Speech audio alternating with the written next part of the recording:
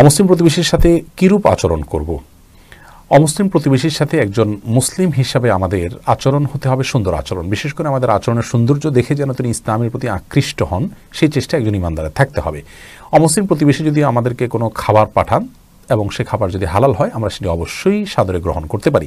সাহাবা ইকরাম অমুসলিমদের খাবার গ্রহণ করেছেন। নবী সাল্লাল্লাহু আলাইহি ওয়াসাল্লাম অমুসলিমদের বাসায় দাওয়াত খেয়েছেন, একজন ইহুদির বাসায় তিনি দাওয়াত খেয়েছেন এবং তাদেরকে খাইয়েছেনও।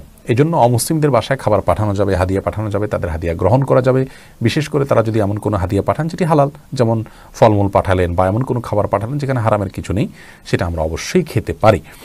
ইসলাম শরীয়তের দৃষ্টিকোণ থেকে তাদের প্রতি সদাচরণ করার ব্যাপার আমাদের কোনো নিষেধ তো করা হয়নি, বরং আমাদেরকে তাদের প্রতি সদাচরণ করা, ইনসাফপূর্ণ আচরণ করার নির্দেশ করা হয়েছে। আল্লাহ তাআলা বলেছেন, লা ইয়ানহাকুমুল্লাহু আনিল লাযীনা লাম ইউকাতিলুকুম ফিদ-দীন ওয়া লাম ইখরিজুকুম মিন দিয়ারিকুম আন তাবাররুহুম ওয়া তুকসিতু ইলাইহিম ইন্নাল্লাহা ইউহিব্বুল মুকসিতিন। যার অর্থ হলো, আল্লাহ রাব্বুল আলামিন তোমাদেরকে নিষেধ করেন না, তোমরা যে সমস্ত অমুসলিমরা তোমাদের প্রতি ধর্মযুদ্ধ চাপিয়ে দেয়নি, তোমাদেরকে দেশান্তর করে দেয়নি, অবিচার করেনি, তাদের প্রতি সদাচরণ করতে আল্লাহ তাআলা নিষেধ করেন না, বরং তাদের আল্লাহ রাব্বুল আলামিন ন্যায়সঙ্গত আচরণকারীদেরকে, ইনসাফকারীদেরকে আল্লাহ তাআলা ভালোবাসেন।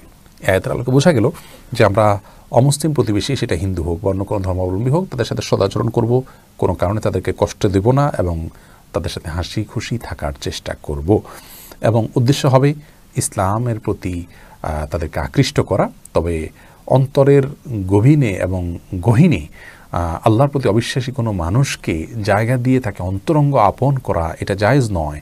আপনার জন্মের ব্যাপারে কেউ যদি সন্দেহ করেন, কেউ যদি আপনার বাবা মাকে আপনার আপন সত্যিকারের বাবা মা হিসাবে স্বীকার বা বিশ্বাস না করেন, তাহলে এই ব্যক্তিকে আপনি হয়তো সামাজিক সৌজন্যতা তার প্রতি রক্ষা করবেন, কিন্তু অন্তরের গহীনে আপনি জায়গা দিতে পারেন না। ঠিক একইভাবে যে ব্যক্তি আপনার রবকে স্বীকার করে না, আপনার রবের স্বীকৃতি দেয় না, আপনি তাকে অন্তরের গহীনে জায়গা দিবেন না।